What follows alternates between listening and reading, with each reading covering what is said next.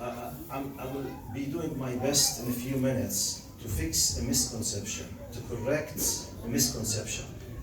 This misconception basically is that the people of faith, they believe blindly. Faith means you have to adapt your faith, and they call it blind faith, iman a'ma. You can't prove faith through science. You can't support your faith with evidences. It's just something in the heart. This is a false and a big mistake. This is a big mistake, nonsense, and it's not applicable in Islam. If others are facing this problem, this is their problem. In Islam, you have to be proud that we are Ummat Iqra. You know what does it mean, Ummat Iqra? We are the source of knowledge. The Qur'an is the source of knowledge, and Muslims they started the invention of most of the inventions today. But I will give you a simple example how you can prove part of what you depend on scientifically. It was part of my khutbah, and I did it maybe 2 or 3 months here. Now we believe in the Qur'an. Qur'an, we claim for those who do not believe in Islam that Qur'an is from Allah. They accuse us that no, it's just the book was written by a clever, genius Arab man, his name is Muhammad. I will give you a sample of what we call a common sense, scientific evidence to prove that this book, it's impossible to be but from Allah subhanahu wa ta'ala. The time is very short, but just a taste of how to talk about. You tell me, as someone who rejects this, what can you do with this? For example, the Quran contains about, out of 6,400 verses, about 1,000 verses, they talk about what we call in our daily now language science, physics, geology, chemistry. Simply quick examples. Prophet Muhammad ﷺ received in the Quran the verse where Allah talking about غُلِبَتُ الرُّومُ فِي أَدْنَى الْأَرْضِ وَهُمْ مِنْ بَعْدِ غَلَبِهِمْ سَيَغْلِبُونَ فِي بِضْعِ سِنِينَ. There was a war between Persians and the Romans. The Persians conquered the Romans.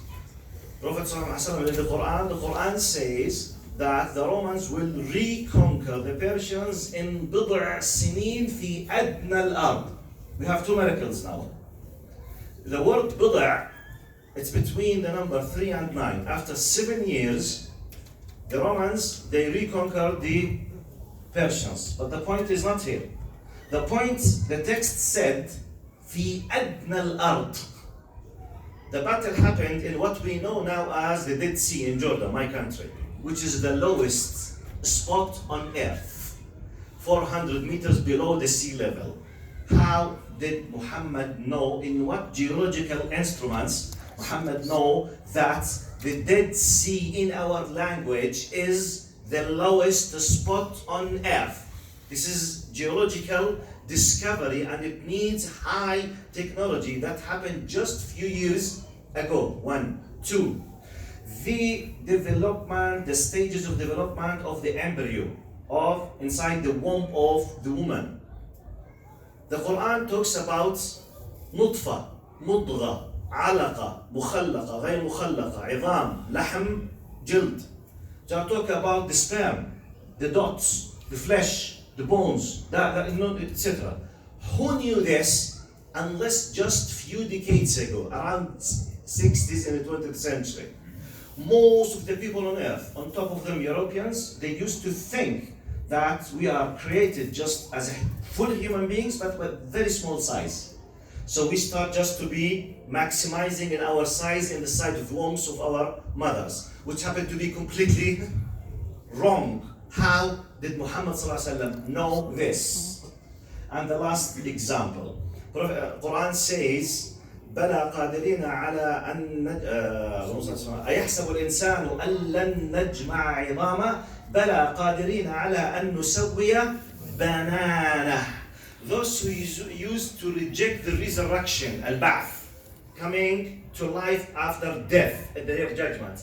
You know in Surah Yasin, وضرب لنا مثلا ونسي خلقه قال من يحيي العظام وهي رميم قل يحييها الذي أنشأها. Some people they used to make fun mockingly, against Muhammad and the Quran. Hey Muhammad, does your Lord able to resurrect us? He was, snatching the powder from the bones of the dead people. He said yes. Now Allah subhanahu wa ta'ala is responding to those people. They say, Bala qadirina, it's not just we will recollect his bones, but we will reshape his fingerprints. How did Muhammad know that? Why the challenge with fingerprint? When did we discover that this fingerprint is a unique identity and there is no two identical people on earth from the billions, like each other? How did Muhammad know?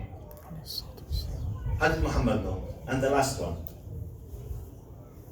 When Allah was talking about those who disbelieve in Allah and they reject the faith and Iman, He resembles them, شبههم. قال اللهم صل على محمد كمن ذكرني بالآية يجعل صدره ضيقا حرجا كأنما يصعد في السماء. Allah is giving the example of the one who disbelieves in Allah, that he is like the person who is finding difficulty in his breathing when he is ascending in the layers of the atmosphere. We know now, because of the science, that when you go up, oxygen will be less. It will not disappear immediately, but once you are ascending, every few hundreds of meters, the breathing will be much more difficult. Till you reach to a level there is no oxygen and you can't live. It takes thousands of feet. Look to the amazing example. He say, كأنما يجعل صدره ضيقا حرجا. It's exactly like the sound of like this. The Qur'an text is telling you, do we find this or not? What's the first thing they ask us in an aeroplane when any problem happens? Oxygen? Mask. Immediately. If you don't do it, you lose your conscience. How did Muhammad know that? I gave you 4 examples out of 1,000. So don't ever accept for yourself or from anyone to tell you there is no scientific evidence that this book is from Allah. By the way, this book is the source of your Iman and my Iman. So please, let's spare from our time to read about this great Quran and the knowledge inside this Quran. Assalamu alaikum, jazakumullah khair.